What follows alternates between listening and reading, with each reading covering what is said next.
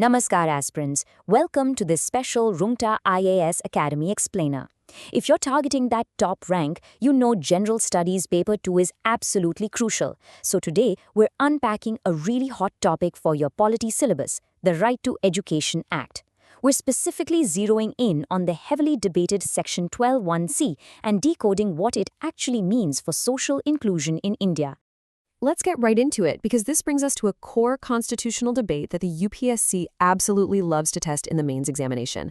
The big question is Section 12(1)(c) just the state outsourcing its fundamental duty of public education, or is it actually a masterstroke for social integration? You need crystal clarity on this tension between state capacity and private participation. To get that clarity, we first have to bust a very common myth. A lot of candidates mistakenly write that this mandate dilutes the state's duty. But what's the reality on the ground? The RTE Act actually recognizes private schools as natural participants in a shared ecosystem. It's not some zero-sum game between public and private institutions. It is deliberately designed to build integrated, shared learning spaces. Now, here's a massive value addition to make your answer stand out. Critics often claim the RTE Act caused a huge flight to private schools, right? Well, just look at the SR 2006 report. It clearly shows the shift to private schooling predates the RTE Act entirely.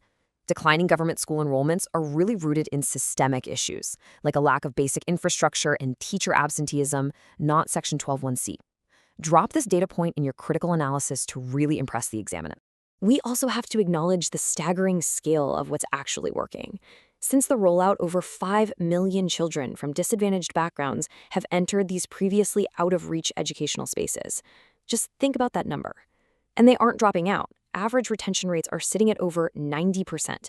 That is a monumental stride toward making truly inclusive education a reality.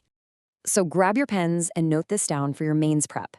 In cities like Delhi and Ahmedabad, blended classrooms are becoming the norm. And the 2019 research by Rao and Gotham? That is your A-grade evidence right there. They found these mixed classrooms led to increased generosity, a massive reduction in discrimination, and way stronger pro-social behavior among students. And the best part? Absolutely no adverse impact on academic outcomes. It's empirical proof that social integration works. And if we look at the qualitative side, these blended classrooms give disadvantaged children so much more than just textbook knowledge. We're talking about access to vital social capital, strong peer networks, and completely new institutional cultures. For a lot of these families, this totally alters their life trajectory. It translates into higher self-belief, much bigger ambitions, and a totally broadened worldview. But hey, as future administrators, you have to look at the ground realities critically. It's not all smooth sailing. There are serious administrative challenges. You've got some private schools resisting full inclusion, and families often get hit with heavy hidden costs for things like uniforms and books. Plus, transparency and last-mile outreach are still big gaps. Just relying on moral persuasion, not going to cut it. We need strict, enforceable rules and robust state-driven solutions to fix these frictions. Thankfully, we already have some brilliant state-level models to look at.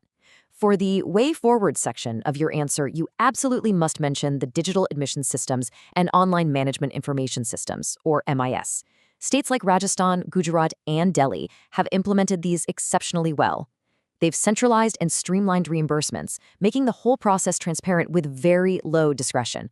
That right there is textbook good governance solving an administrative bottleneck.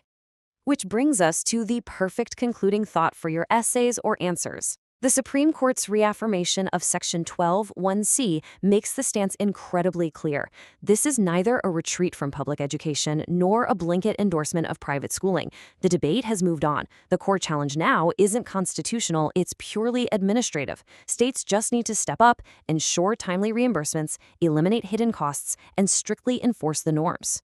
So as we wrap up this explainer, I want to leave you with a direct, high-level question to ponder, especially for your personality test prep. Think critically about this. How do we actually operationalize the constitutional promise of social integration with the seriousness needed to match the ambition we hold for our children? Don't just learn the facts. Prepare your individual stance on this. Keep revising those polity fundamentals, stay focused, and from all of us here at Rungta IAS Academy, all the very best for your preparation.